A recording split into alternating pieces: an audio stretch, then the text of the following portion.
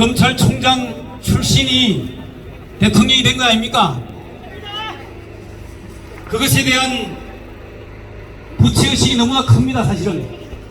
그래서 윤석열 정부 대통령 당선되고 나서 국민들이 고통으로 빠지고 경제도 폭망하고 우리 민중들이 신음할 때 그 책임이 민주당에게 역시 있다 저는 생각을 합니다. 그래서 이 자리를 빌려서 다시 한번 거듭 죄송하다는 말씀을 드립니다. 하지만 그렇다고 원망만 하고 있어서는 안 되는 게 아니겠습니까? 그죠? 대통령이 당선되고 나면 취임 선서를 합니다. 헌법에 딱 규정하고 있습니다. 취임 선서의 그 문장까지 헌법 69조인가요? 그게 다 명시를 하고 있습니다. 그 안에는 대충 이런 겁니다. 나는 헌법을 준수하고 국가를 보위하며 조국의 평화적 통일과 국민의 자유 및 복리 정진을 위하며 민족의 문화 창달을 위해 대통령직을 성실히 수행할 것을 국민 앞에 엄숙히 선서합니다. 라고 헌법이 되어 있습니다. 헌법은 대한민국의 가치와 지향을 담은 대한민국의 최고의 법이자 최고의 규범입니다. 대한민국 헌법 제1조는 대한민국은 민주공화국이다 라고 명시하고 있고 모든 권력은 국민으로부터 나온다 이렇게 명시하고 있습니다. 그것은 국민주권주의, 국민이 바로 주인이라는 것을 만천하에 선포하고 있고 국민들에 선포하고 있다는 것입니다. 그러나 윤석열 대통령 지금 하는 거 보십시오. 국민을 주인으로 대하고 있습니까? 아니요. 국민을 주인처럼 모시고 있습니까? 아니요. 국민을 마치 자기 부하 부리듯 국민을 마치 개돼지 보듯이 하고 있는 것이 윤석열 정부 아닙니까? 헌법에는 몇 차례 강조하고 있는 것이 조국의 평화적 통일을 위해 대통령은 성실하게 의무를 수행한다 라고 규정하고 있습니다. 대통령의 의무 중에 하나가 바로 조국의 평화적 통일이라는 것입니다.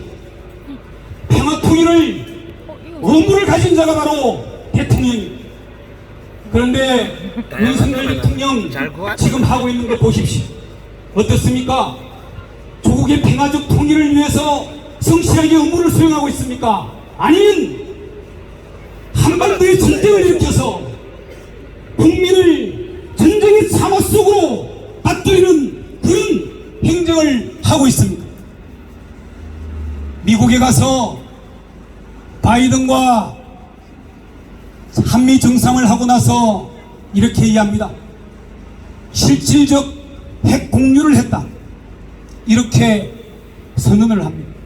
그러자 미국에서 한마디 받아칩니다. 아저씨 나무 없는 소리 하지 마라. 앞에 그런 말을 한 적도 없다. 파란 우산이 있어. 이렇게 얘기합니다. 오빠 그러나 여러분, 저 있어요 우산. 대한민국은 없던데. 윤석열 대통령이 그렇게 원하는 핵 공유, 우산? 우리 국민들은 벌써 핵이니까 바로 탄핵입니다, 여러분.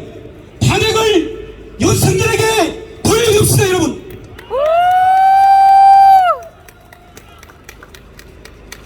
헌법에서 규정하고 있는 모든 권력은 국민으로부터 나온다.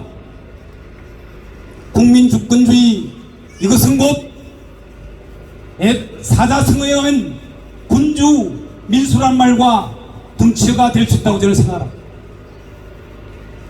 국민을 대리하는 대통령이 국민의 의사에 반하는 이런 일을 할 때는 주권자인 국민이 대통령 자리에서 끌어내리는 것이 민주주의. 군주 민수람은 임금은 배요, 백성은 물이라는 뜻입니다. 그 말은 정치적으로 해석을 해보면 백성은 물은 배를 띄울 수도 있지만 물은 배를 뒤집을 수도 있다는 것입니다. 그래서 우리 국민의 주권자인 국민은 대통령을 뽑을 수도 있지만 배를 뒤집듯이 대통령의 근저에서 대통령을 끌어낼 수 있는 권한이 바로 국민에게 있는 것 아니겠습니까, 여러분? 이제 더 이상 용서해서는 안 됩니다. 더 이상 두고 봐서는 안 됩니다. 국민이 도탄에 빠지고 민족이 대한민국 한반도가 전쟁의 참화에 빠질 수도 있습니다.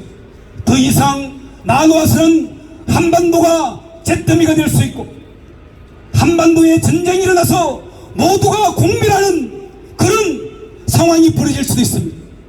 이제 대한민국의 한반도의 평화를 위해서 국민의 생존권과 안전을 위해서라도 대통령을 끌어내리십시다. 그 길에 함께 하겠습니다. 고맙습니다.